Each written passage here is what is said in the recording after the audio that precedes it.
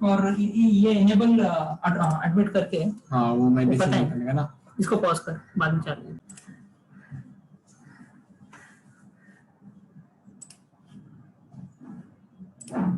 अपना नाम चेंज करो डैडी।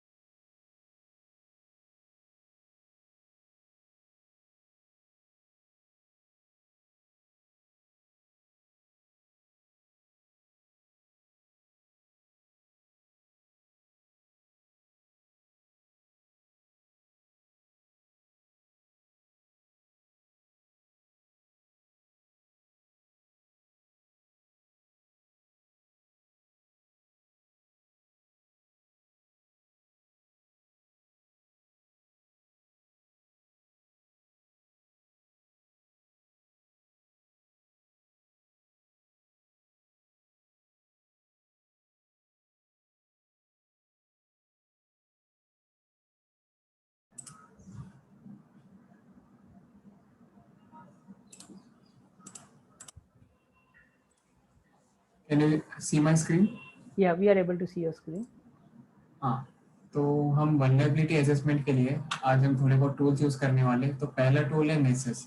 पहले मैं आपको बता दूं, नेसेस जो वल्नरेबिलिटी स्कैनर है वो मोस्टली ऑर्गेनाइजेशन में यूज होता है पेनिट्रेशन टेस्टिंग कंडक्ट करने के लिए, और इसका लाइसेंस भी बहुत महंगा होता है। लेकिन थैंकफुली हमारे पास एक ट्रायल वर्जन भी है जो नेसेस खुद ऑफर करता है। तो पहले आपको हमारा ये वल्नरेबिलिटी स्कैनर दिखाने से पहले आपको बता दूं कि आप इसको अपने डाउनलोड कैसे कर सकते हैं। सर्च करें नेसेस ट्रायल।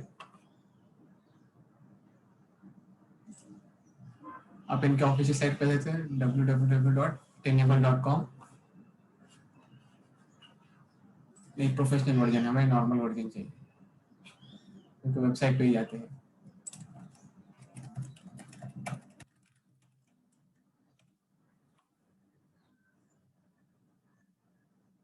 लिखेंगे फ्री ट्रायल पे, और यहाँ पर देख सकते हैं हमारे पास बहुत सारे वर्जन है नेसेस के ही। तो हम कम्युनिटी एडिशन यानी कि फ्री एडिशन लेने वाले हैं। यहाँ पर हम लिखेंगे ट्राई फॉर फ्री में।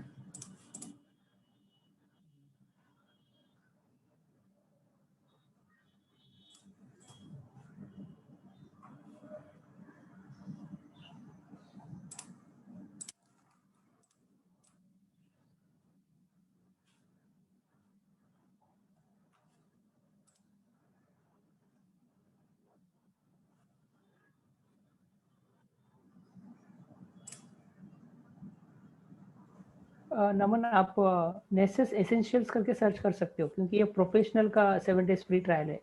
हाँ, एक पिछली बार भी ऐसे ही आया था, इसलिए वो थोड़ा सा मुश्किल होता है सर्च करना।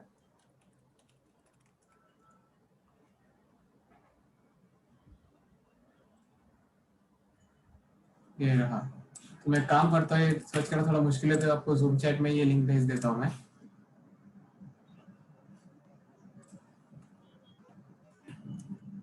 आपको डाउनलोड करना है तो ये लिंक से डाउनलोड कर सकते हो आप। मैंने ये लिंक भेज दिया है जूम चैट में। तो आपको क्या करना है, खाली बस आपका अपना फर्स्ट नेम लास्ट नेम और ईमेल आईडी देने का है। तो इससे आपको एक एक्टिवेशन कोड मिलेगा। जब आप रजिस्टर पे क्लिक करते हो तब आप अपने प्लेटफॉर्म के लिए, चाहे वो लिनक्स हो, मैक हो या फिर विंडोज हो, उसके लिए एक एग्जीक्यूटेबल फाइल देता है, वो आप इंस्टॉल करके और एक्टिवेशन कोड डाल सकते हो जो आपको ईमेल आईडी पे मिलेगा। तो इसमें एक अच्छी बात ये है कि नॉर्मली सारे ट्रायल वर्जन में ऐसा होता है कि आपको आपके क्रेडिट कार्ड डिटेल्स देने पड़ते हैं, लेकिन इसमें कैसे आपको सिर्फ अपना नेम, लास्ट नेम और ईमेल आईडी देनी है, तो इससे आप रजिस्टर करके डाउनलोड कर सकते हैं। जब आप डाउनलोड करोगे तो आपको कुछ ऐसा इंटरफेस मिलेगा। स्टार्टिंग में ऐसा नहीं होगा, पहले तो आपको एक अकाउंट बनाने बोलेगा वो, मतलब एक यूजर नेम देना है, पासवर्ड देना है।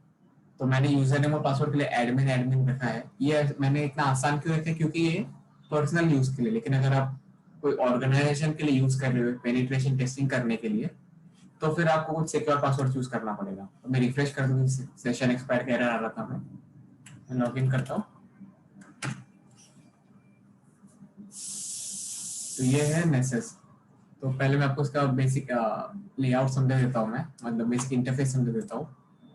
और आप माय अकाउंट में जाते हो, अपने अकाउंट पर क्लिक करके यहाँ पर आपको ऑप्शंस मिलने वाले हैं कि स्कैन करेंगे तो कौन कौन सी चीज़ें इंक्लूड रहेंगे, कौन कौन से नहीं रहेंगे, लॉगिन के बारे में, परफॉर्मेंस, सिक्योरिटी। उसके बाद अगर आपके नेटवर्क में प्रॉक्सी सेटअप है तो उसके लिए भी अलग से इनका फीचर्स है। और SMTP सर्वर की समझो, आपने एक वल्नरेबिलिटी स्कैन रन किया है और आपको इसके रिपोर्ट जो है आपको ऑटोमेटिकली ईमेल हो जाने चाहिए, तो आपको ईमेल मिलने के लिए आपको SMTP सर्वर कॉन्फ़िगर करना पड़ेगा। और यहाँ पर आप देख सकते हैं कि एक HTTP साइट HTTPS नहीं है। अगर आपके पास पहले से एक सर्टिफिकेट खरीद के रखा है, SSL या TLS सर्टिफिकेट, तो वो आप यूज करके इसे HTTPS बना सकते हो। ये पासवर्ड मैनेजमेंट, यानी कि अगर आपको पॉलिसी सेट करना है कि कितना लेंथ का पासवर्ड होना चाहिए, वो सब के लिए। स्कैनर है, तो स्कैनर के बारे में डिटेल्स, हमने क्या क्या कैसे यूज किया स्कैनर, उसके बारे में स्टैटिस्टिक्स देखने मिलते हैं और नोटिफिकेशंस। मैं वापस बैठ जाता हूँ।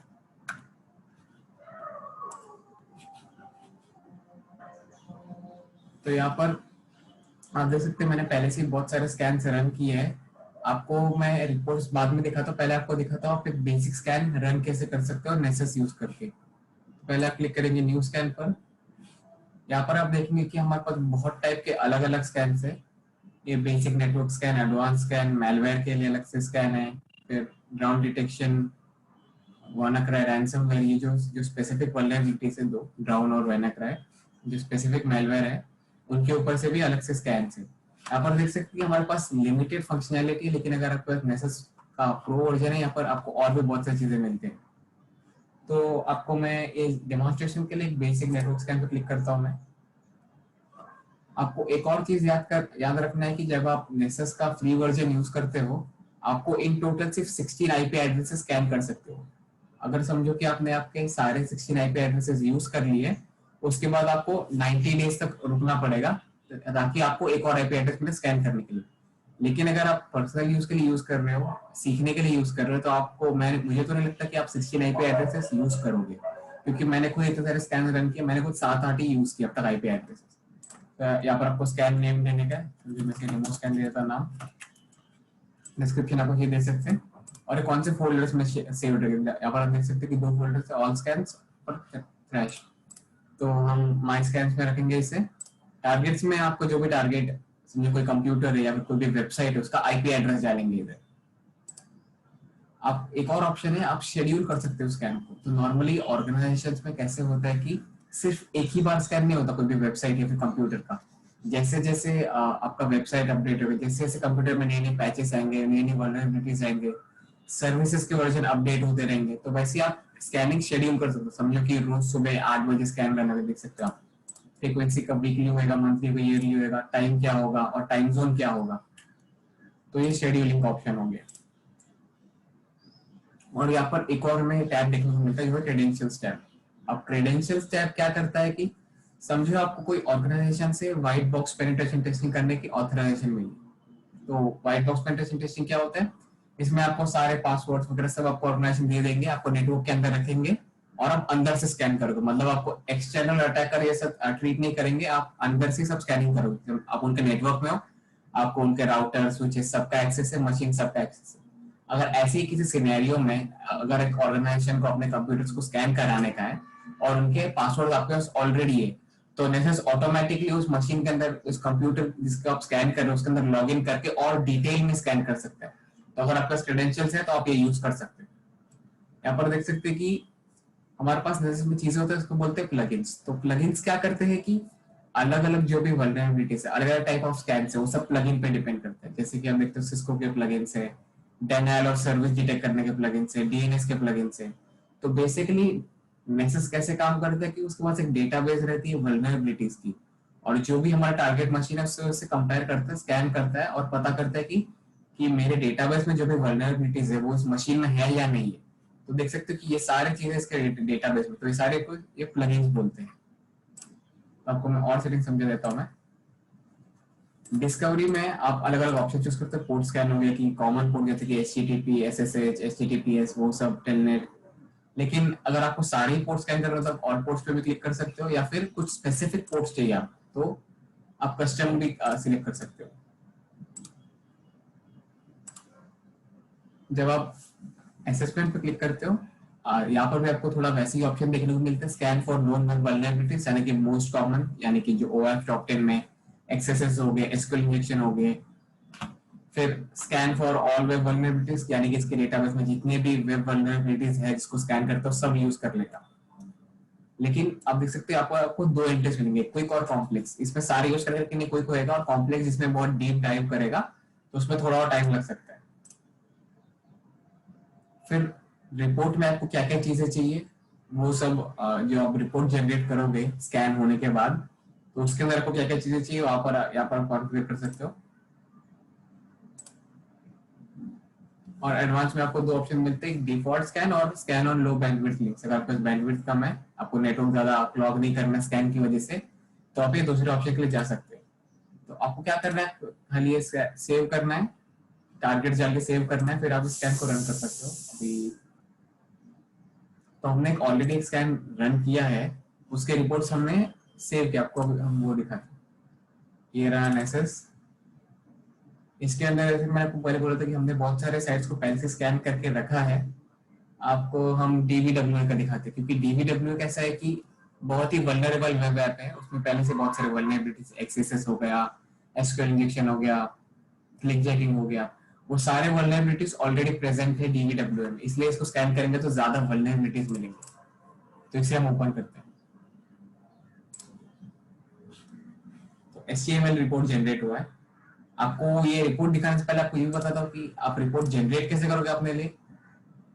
ये देख सकते हैं कि ये स्कैन कंप्लीट हो गया है। हमने हमारे राउटर का ही स्कैन रन किया था। तो अगर आपको स्कैन रन होने के बाद अगर आपको रिपोर्ट चाहिए, आपको रिपोर्ट पे क्लिक करना है यहाँ पर, और PDF, HTML या CSV इन तीनों फॉर्मेट में आप ले सकते हो। तो यहाँ पर वैसे ही हमने DVWA, dam vulnerable web application का स्कैन किया था, तो उसमें आपको वल्नरेबिलिटीज मिली। आप देख सकते हैं कि 10 क्रिटिकल वल्नरेबिलिटीज है, Apache 2.2 multiple vulnerabilities, OpenSSL unsupported, PHP version is less than 5.3। तो ये तो आप देख सकते हैं कि यहाँ पर हम लोग बहुत सारे वल्नरेबिलिटीज, तो वल्नरेबिलिटीज 3 कैटेगरी में क्लासिफाई होते हैं, critical, high, medium, lower information, 3 से ज्यादा है वैसे तो।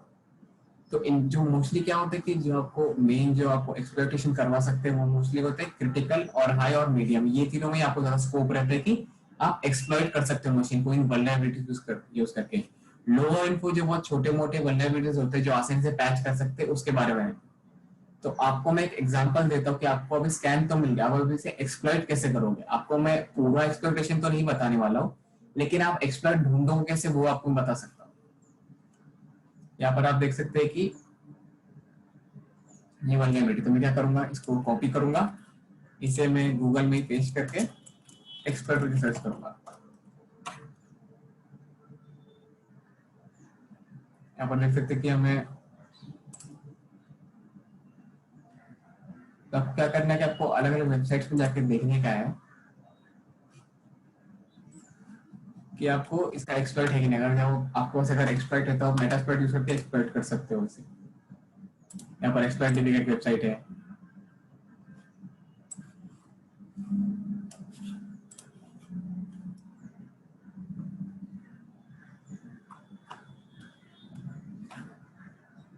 यहाँ पर जो एक्सप्लॉइट है वो आपको डाउनलोड करने को मिल सकता है। तो इसके बारे में आपको डिटेल में हम एक्सप्लॉइटेशन वाले जो 50% हमने रिजर्व किया तब आपको बताएंगे। तो आपको एक बेसिक बता देता हूँ कि जो रिपोर्ट है इसमें हर एक वल्नरेबिलिटी का एक सीवी नंबर होता है। तो आपको बता देता हूँ कि जो भी वल्नरेबिलिटी डिस्कवर होते हैं उन हर एक वल्नरेबिलिटी का एक सीवी नंबर होता है। जैसे कि आपको रोल नंबर मिलता है स्कूल कॉलेजेस में, वैसे समझ लो कि वल्नरेबिलिटीज का भी एक ऐसे रोल नंबर टाइप होते हैं उनके डेटाबेस में। तो अगर मैं इसे ओपन करता हूँ इस CV 2009-3555 को, तो मुझे वल्नरेबिलिटी मिलता है। तो मैं यही CV नंबर स्पेस एक्सप्लॉइट अगर सर्च करता हूँ तो मुझे यही वल्नरेबिलिटी के ऊपर बहुत सारे एक्सप्लॉइट मिलेंगे जो मैं यूज कर सकता हूँ। देखिए यहाँ पर आपको कितने रेफरेंसेस मिले कि मतलब इसके बारे में और डिटेल्स के लिए। तो आपको यहाँ पर देख सकते हैं कि ये देखो एक्सप्लॉइट का एग्जांपल मिल गया ये वल्नरेबिलिटी का CV 2009-3555 के बारे में। तो ऐसे आप एक्सप्लॉइट ढूंढ सकते हो और इसको हम अगले सेशन में एक्सप्लॉइट करने की कोशिश करेंगे। तो ये था नेसेस के बारे में। अभी हम आपको अगला टूल बताते हैं। तो अगला टूल जो हम देखेंगे वो है ओपनवेस। तो ओपनवेस भी नेसेस जैसा ही टूल है, बस डिफरेंस ये है कि ओपनवेस फ्री है। तो ओपनवेस के लिए पहले मैं आपको बता देता हूँ कि ओपनवेस के लिए आपको अलग से एक ओएस इंस्टॉल करना पड़ेगा, ओपनवेस ओएस, जो आप गूगल से इंस्टॉल डाउनलोड कर सकते हो और आप वर्चुअल बॉक्स में रन कर सकते हो इसे।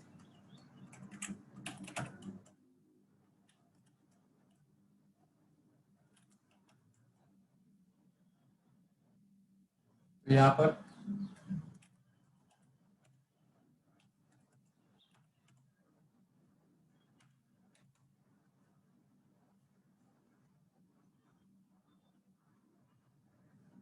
आपको पहले इसका मेन्यू समझा देता हूँ, क्योंकि एक मोस्ट कॉमन एरर आता है इसमें। अगर आपने इसका डेटाबेस अगर आप अपडेट नहीं करते, आप कोई भी स्कैन रन करने की कोशिश करोगे ओपनवेस में, सब एरर में बताता है। तो आपको पहले बता देता हूँ कि इसमें आप डेटाबेस कैसे अपडेट कर सकते हो, उसके बाद ही आप रन कर सकते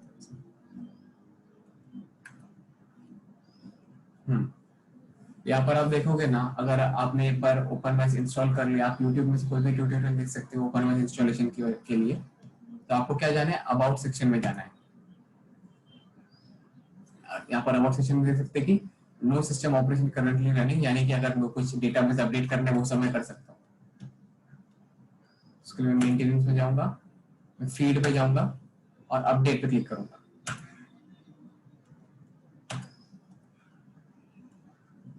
The system operation update feed was successfully started in the background। तो अब क्या होता है कि अगर आपने ओपनवेस इंस्टॉल कर लिया, अगर आपने फीड अपडेट नहीं किया है, तो फिर आपको जो भी स्कैन रन होगा वो एक ऐसा ब्लैक बार आएगा और एरर बता देगा। तो ये एक मोस्ट कॉमन एरर है, मुझे पहले बहुत बार आया था, तो मुझे थोड़ा बहुत सर्च करके मालूम पड़ा कि इसका सोल्यूशन ये, तो आपको मैं ये पहले ही बता देता हूँ ताकि आपको कोई एरर ना आए।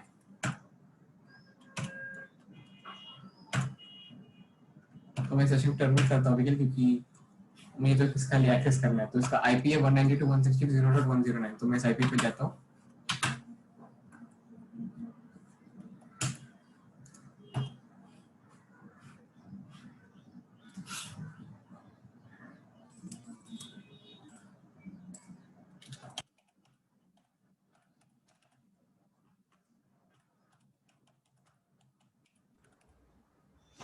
नमन, ब्राउजर का फॉन्ट बहुत छोटा दिख रहा है, थोड़ा आप बड़ा कर सकते हो क्योंकि आपका हाँ। रेजोल्यूशन ज्यादा है ना स्क्रीन का।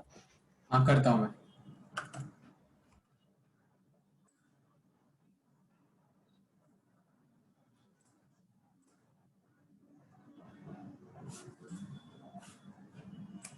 एक सेकेंड।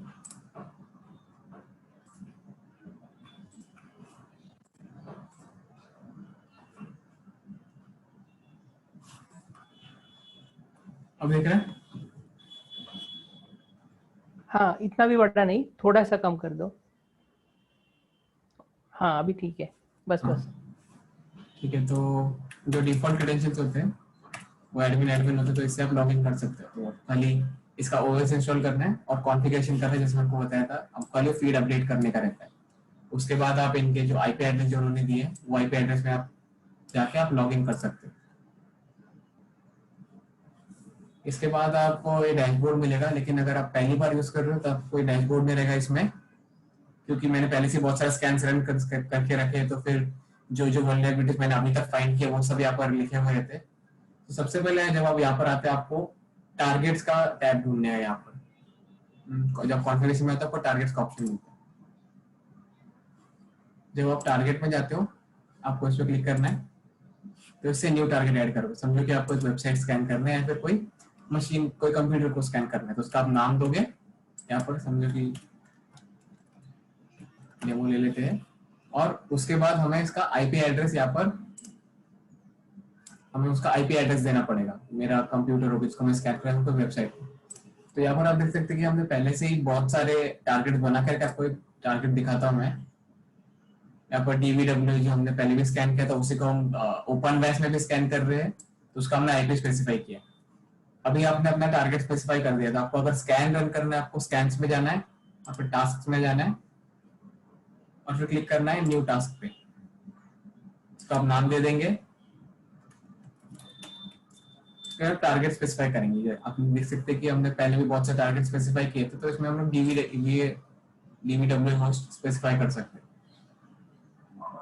उसके बाद हमें कुछ स्कैनर के ऑप्शंस मिलते हैं यहाँ पर, ओपन वेस डिफॉल्ट और सीवी वाले। सीवी वाला जो मैंने आपको पहले बताया था सीवी नंबर वाला, तो उसका एक स्कैनर भी है। तो पहले के लिए आप ओपन वेस डिफॉल्ट यूज कर सकते हैं, और यहाँ पर देखेंगे कि आपको बहुत सारे स्कैन के टाइप्स मिलेंगे। ओनली डिस्कवरी स्कैन, अगर आपको सिर्फ होस्ट आइडेंटिफाई करना है, अगर आपको full and fast ultimate, full and very deep ultimate, ये सारे स्कैन्स क्या है कि अगर आपको जल्दी से स्कैन खत्म करना है, अगर समझो कि होस्ट बहुत इनसिक्योर है और वो आपको लगता है कि बहुत वल्नरेबल मशीन होगा, तो आप फुल एंड फास्ट कर सकते हो। वही अगर आपको बस कोई मशीन है, कोई एचटीटीपी वेबसाइट है जो आपको लगता है कि बहुत सिक्योर होने वाला है, तो मैं बोलता हूँ कि आपको full and very deep ultimate करना चाहिए, क्योंकि ये एकदम बहुत इन डेप्थ स्कैन करता है। इसमें थोड़ा टाइम भी जाता है, कुछ 3-4 घंटे ले सकता है ये स्कैन, लेकिन ये वल्नरेबिलिटीज निकाल देता है अगर उसमें वल्नरेबल है तो उसे बंद करता हूँ, क्योंकि हमने पहले से बहुत सारे स्कैन्स रन किए हैं। अब देखिए डीवीडब्ल्यू का भी स्कैन रन किया है, तो उस पर क्लिक करूंगा। तो इसमें मैं आपको इसका रिपोर्ट दिखाने वाला हूँ, लेकिन आपको रिपोर्ट दिखाने से पहले आपको बताता हूँ कि इसमें से रिपोर्ट डाउनलोड कैसे करते हैं। आप क्लिक करेंगे रिपोर्ट्स पे, रिपोर्ट यहाँ पर समझे डीवीडब्ल्यू स्क्रीन पे क्लिक करेंगे, फिर डाउनलोड पे क्लिक करेंगे, और आप अपना फॉर्मेट चूज कर सकते हो। इसमें आपको जैसे फॉर्मेट HTML वगैरह, तो वैसे रिपोर्ट डाउनलोड कर ले। तो मैं आपको ओपन मैस का ही आपको मैं रिपोर्ट बताता हूँ। मैं मेरा ओपन मैस, तो ओपन मैस हमने डीवीडब्ल्यू का स्कैन किया, आपको दिखाता हूँ मैं।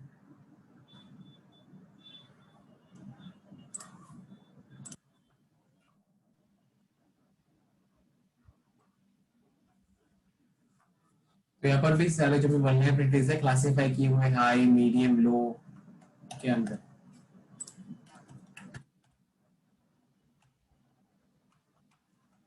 वल्नरेबिलिटी, उसका डिस्क्रिप्शन हो गया, उसका सोल्यूशन, उसका सीवी कोड सब दिया गया है। तो आप देख सकते हैं कि ये मैनेजमेंट लेवल रिपोर्ट जैसा बन गया, क्योंकि इसमें सोल्यूशन, डिस्क्रिप्शन सब दिया हुआ है।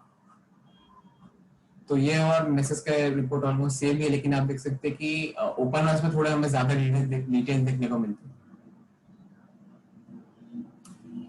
तो ये था ओपन वेस। अभी आपको मैं एक और अलग से टूल बताता हूँ, इसका नाम है OWASP-ZAP।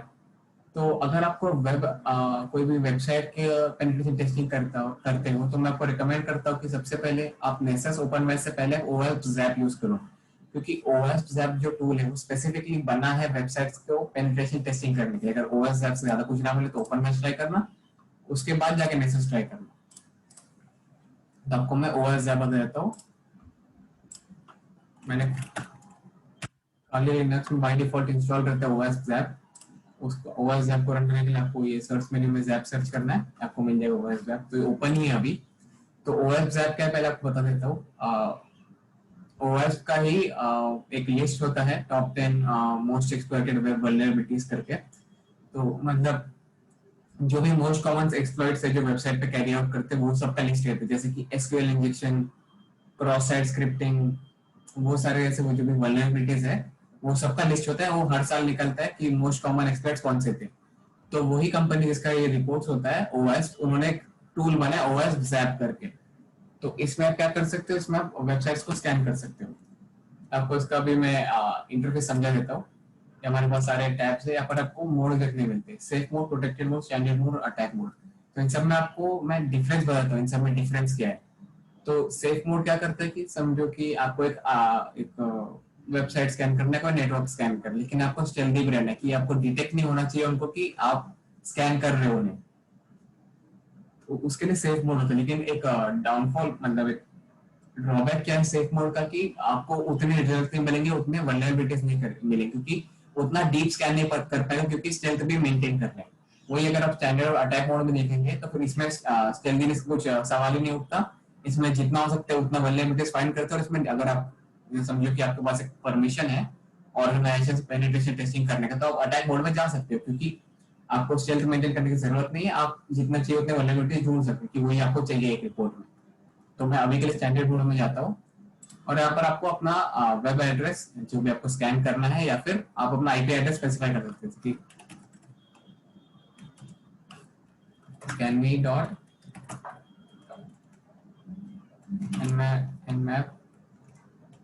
nmap.org। तो ये जो स्कैन है, ये जो वेबसाइट है nmap का, ये एक वेबसाइट है, ये बनाई स्कैनिंग के लिए, थोड़ी बहुत वल्नरेबिलिटीज करेगी। जब आप इसे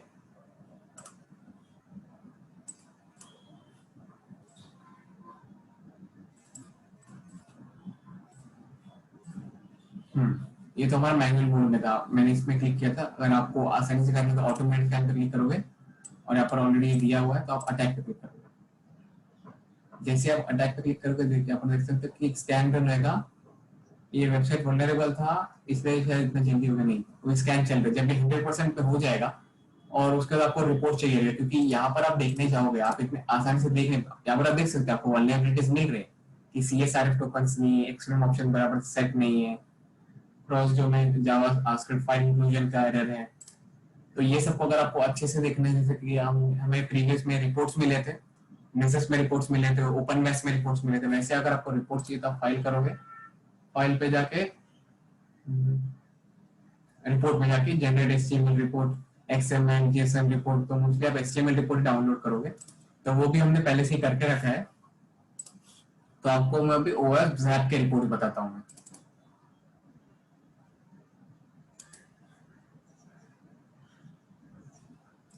ये रहे OS ZAP की रिपोर्ट। यहाँ पर हमें वही क्लासिफिकेशन देखने मिलता है, मीडियम में वल्नरेबिलिटीज, लो में और इन्फॉर्मेशन में। तो इस वेबसाइट में ज्यादा वल्नरेबिलिटीज मिले नहीं, हालांकि वेबसाइट स्कैनिंग के लिए बना, लेकिन ये एक्सप्लॉइटेशन के लिए वल्नरेबल नहीं है। इसमें ओपन पोर्ट्स रहेंगे ताकि आप डिस्कवर कर सको। यहाँ पर मिलता है एक्सफ्रेम हेडर्स नॉट सेट, जो क्लिक जैकिंग में एनेबल यूज होता है। डायरेक्टरी ब्राउजिंग, जिसमें आप सारे जो भी वेबसाइट में फाइल्स है वो सब लिस्ट कर सकते हो, वो सारे एरर्स देखने मिलते हैं। एरर्स फिर कौन सी URL अफेक्टेड है, जैसे कि एक वेबसाइट उसके अंदर सब डोमेन्स भी रहेंगे ना, समझो कि जैसे कि mail.google.com है, drive.google.com, ऐसे अलग अलग वेबसाइट है उसके अंदर ही। तो वैसे ही कौन सी URL में वल्नरेबिलिटी है, क्या वल्नरेबिलिटी है, उसका सोल्यूशन, फिर रेफरेंस की मतलब ये जो डिस्क्रिप्शन है वो कहाँ से आया है, फिर CVID, वो सब आपको देखने को मिलता है। तो यहाँ पर आप देख सकते हैं कि रिपोर्टिंग के मामले में जो तीनों टूल्स हमने अब तक यूज किया, नेसेस हो गया, ओपनवेस हो गया और OS ZAP हो गया, तीनों ही बहुत सिमिलर है। तो अब आपको बताता हूँ मैं स्किपफिश के बारे में। तो स्किपफिश भी थोड़ा बहुत ओपनवेस जैसे ही है, ये मोस्टली स्पेसिफिक है वेब एप्लीकेशन पेनिट्रेशन टेस्टिंग के लिए। तो आपको बता देता हूँ कि कौन सा टूल आपको कब यूज करने का है। अगर आप कोई कंप्यूटर या फिर कोई नेटवर्क स्कैन कर रहे हो तो मैं आपको रिकमेंड करता हूँ या तो नेसेस या तो ओपनवेस यूज करो। अगर आपको कोई वेबसाइट को स्कैन करना है वल्नरेबिलिटीज के लिए तो आप OS ZAP और स्किपफिश बताते हो। आपको स्किपफिश बताने से पहले आपको बताता हूँ कि अगर आप कोई बग बाउंटी भी कर रहे हो, समझो कि आप कोई बग बाउंटी में पार्टिसिपेट कर, जिसमें आपको एक वेबसाइट को एक्सप्लॉइट करना है और उसका फाइंडिंग्स को आपको सबमिट करना है ऑर्गेनाइजेशन को, तो उसके लिए मैं रिकमेंड करता हूँ कि OS ZAP और स्किपफिश यूज करना चाहिए, क्योंकि ये जो दोनों टूल्स है वो वेब एप्लीकेशन के लिए स्पेसिफिकली बने। तो अभी आपको मैं स्किपफिश बता देता हूँ। तो स्किपफिश भी जो है वो भी एक काले लिनक्स का टूल, में आपको ये बंद कर देता हूँ क्योंकि हमने यूज कर लिया। स्किपफिश चालू करने से पहले हम कमांड यूज करेंगे skipfish-h। इससे क्या होगा कि आपको सारे जो भी ऑप्शंस है वो आपको देखने को मिलेंगे, आप क्या क्या कर सकते हो स्किपफिश से। यहाँ पर आप क्रॉलिंग के हो गए, ऑथेंटिकेशन एक्सेस ऑप्शंस, फिर रिपोर्टिंग ऑप्शन की आपको एक अलग से एक रिपोर्ट का फाइल चाहिए कि जैसे हमने पहले बनाया था। अगर आप ब्रूट फोर्स अटैक कर रहे हैं तो उसके लिए डिक्शनरी ऑप्शंस की ये सारे वर्डिंग्स देगा और एक के बाद पासवर्ड ट्राई करते रहेगा। फिर परफॉर्मेंस सेटिंग्स की कितने टाइम तक सेशन ओपन रहेगा, मैक्सिमम नंबर ऑफ कितने सेशंस ओपन है, वो सब। तो अगर आपको एक बेसिक स्कैन रन करना है आपको करना पड़ेगा स्किप फिश -o और फिर आपका जो भी टारगेट है वो।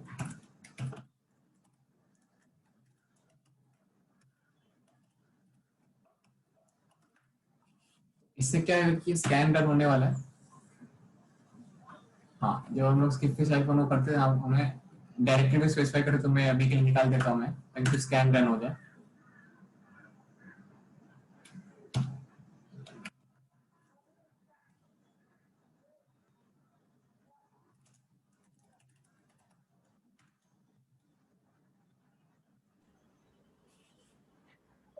ये जो डायरेक्टरी देना फोल्डर मैंडेटरी स्पेसिफाई है। करना है ना।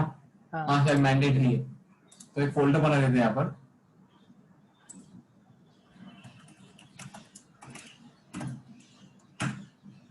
हमने फोल्डर बनाया इधर।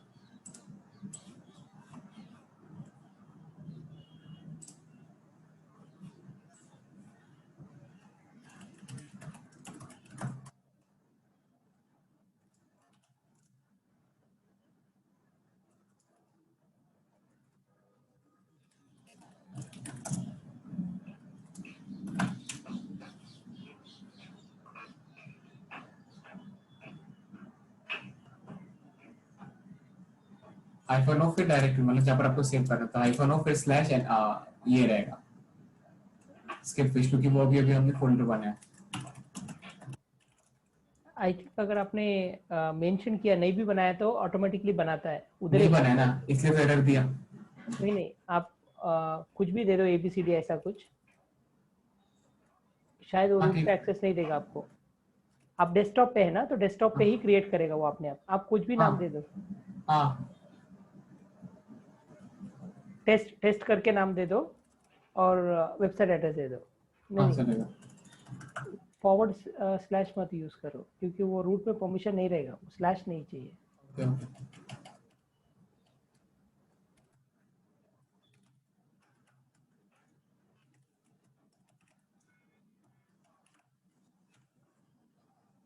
तो यहाँ पर अगर आप कोई की प्रेस करते हो तो ऑटोमेटिकली स्कैन रन हो जाता है, फिर 60 सेकंड्स रुक के ये भी ऑटोमेटिकली स्कैन रन कर देता है।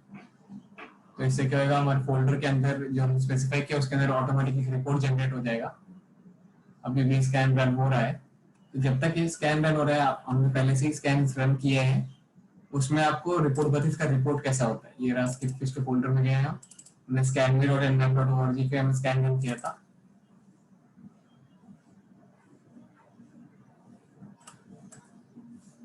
ये रहा हमारा स्किप फिश का स्कैन के रिजल्ट।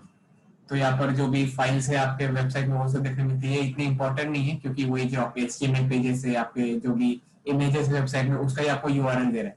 जो आपको मेन वल्नरेबिलिटीज मिले वो इसके अंदर आते हैं, इशू टाइप ओवरव्यू में। इंटरेस्टिंग सर्वर मैसेज, यानी कि अगर आप सर्वर को रिक्वेस्ट सेंड कर दो तो आपको मैसेज में कुछ इंपॉर्टेंट इन्फॉर्मेशन मिलता है वो। फिर एक्सटर्नल कंटेंट एम्बेडेड, यानी कि हमने जो भी इमेजेस यूज किए हैं वो दूसरे वेबसाइट से है, उसको हम लोग लिंक कर रहे हैं HTML फाइल में, उन सब के बारे में। Numerical file name, hidden files, इनका इंफॉर्मेशन चार्ट सेट। तो ये सब हमें वल्नरेबिलिटीज देखने मिलते हैं। यहाँ पर तो मैंने आपको सिर्फ एक ही रिपोर्ट बताया, मैं देखता हूँ कि हमारे पास एक और रिपोर्ट है कि नहीं।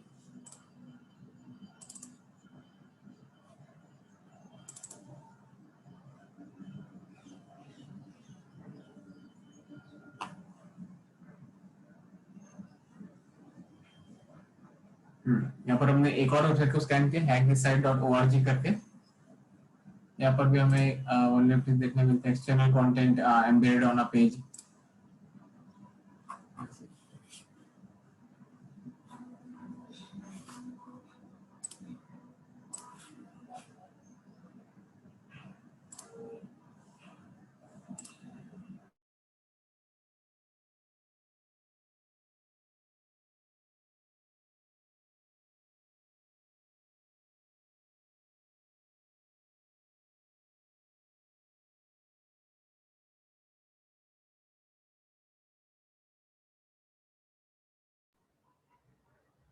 ओके,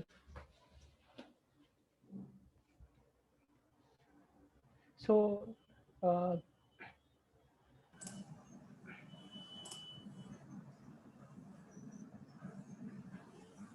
ओके, सो नमन,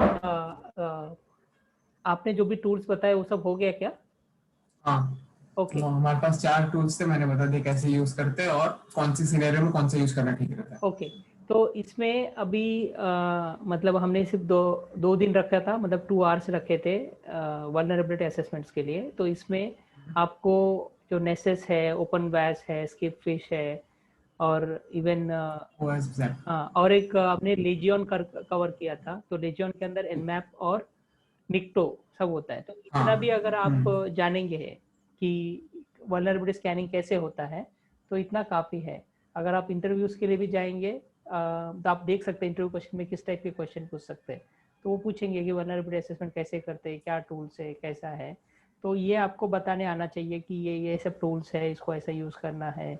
वेब बेस के लिए कौन सा, नेटवर्क के लिए कौन सा, फिर वो CV नंबर क्या है, CVSS स्कोर क्या होता है, उससे हम एक्सप्लॉइट कैसे फाइंड करते हैं, ये सब है।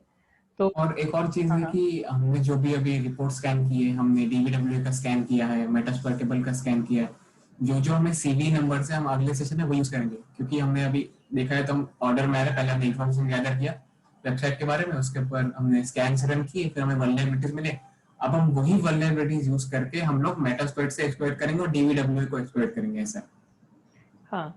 सो नमन जी, आप OWASP के बारे में बताओगे क्या, कि ये जो OWASP है टॉप 10 जो आप बोल रहे थे, तो उसका हाँ, सिग्निफिकेंस क्या है वो बताओ। क्योंकि इतने तो सारे मतलब ये कई सालों से चल रहा है, लेकिन अभी भी वेबसाइट वल्नरेबल रहता है और अभी हाँ, भी तो एक्सप्लॉइट होने के। ओएस टॉप 10 वल्नरेबिलिटीज क्या होता है कि ये ओएस जो कंपनी आप है वो, आप सर्च करके बताओ ना, वो हाँ, वेबसाइट पे मिल जाएगा ना आपको। स्क्रीन दिख रहा है ना? हाँ, हाँ, स्क्रीन दिख रहा है। एक सेकंड।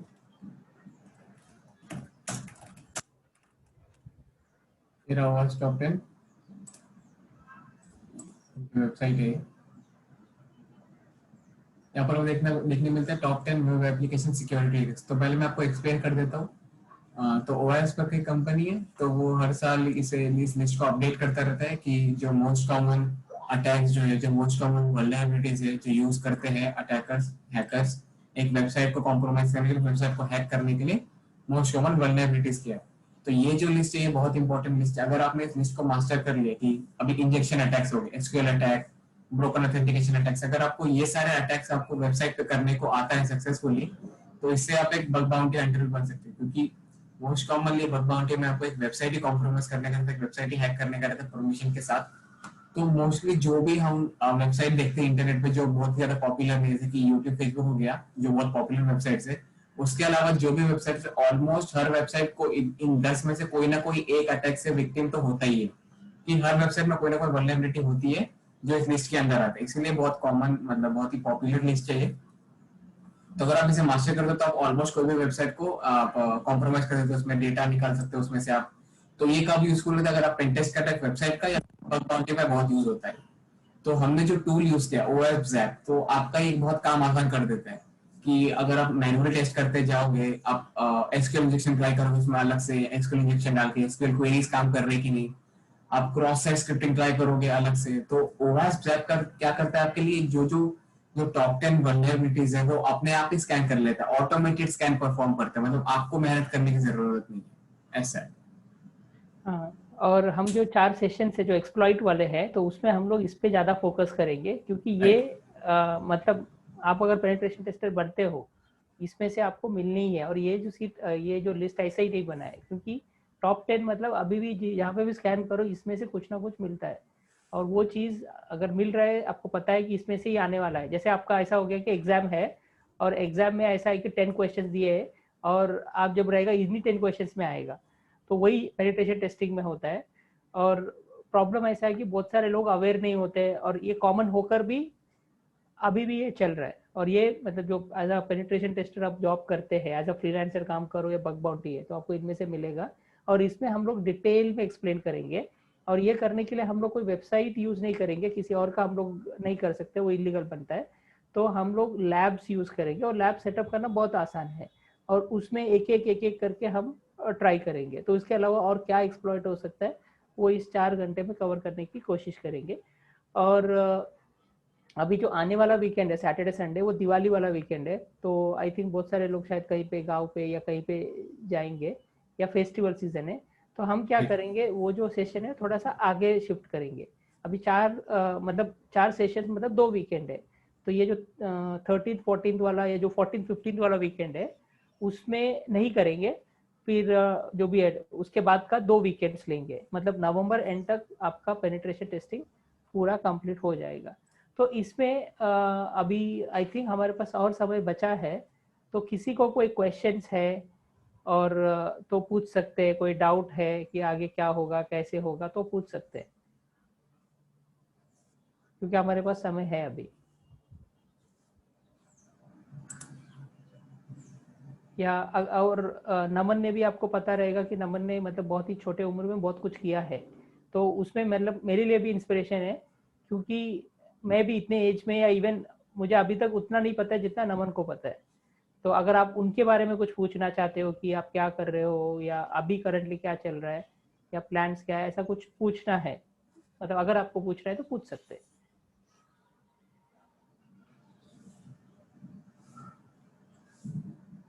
तो ऑडियो से आप बोल सकते हैं, अगर आप चैट पे कुछ बोलना है तो बोल सकते हैं।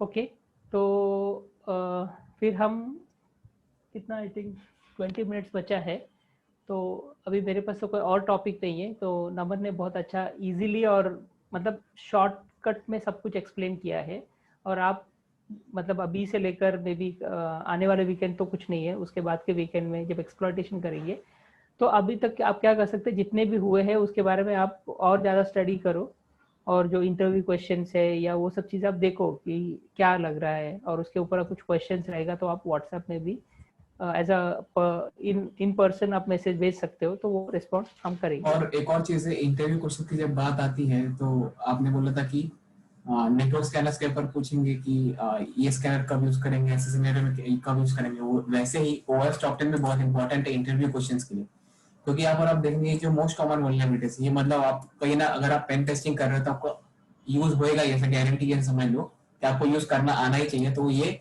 इंटरव्यू क्वेश्चन भी बहुत कॉमन, तो आपको ये मालूम होना चाहिए कि इंजेक्शन क्या करता है, ब्रोकर ऑथेंटिकेशन यानी क्या होता है, एक्सेस क्या करता है, वो सब। ओके, थैंक यू नमन, आपने अपना कीमती समय दिया है। अगर कुछ क्वेश्चंस नहीं है तो हम यहाँ पे डिस्कनेक्ट करते हैं और वापस हम रीजॉइन होते हैं। तो आपको जो डेट और लिंक जो भी है आपको व्हाट्सएप ग्रुप में मिलेगा, और जिस किसी ने अगर मिस किया है फॉर सम रीज़न तो उनके लिए जो रिकॉर्डेड वीडियो है हम ग्रुप में पोस्ट कर देंगे आज ही। Thank you very much, thanks for your time, have a nice day. कोई चैट में कुछ, thank you sir, okay, thank you.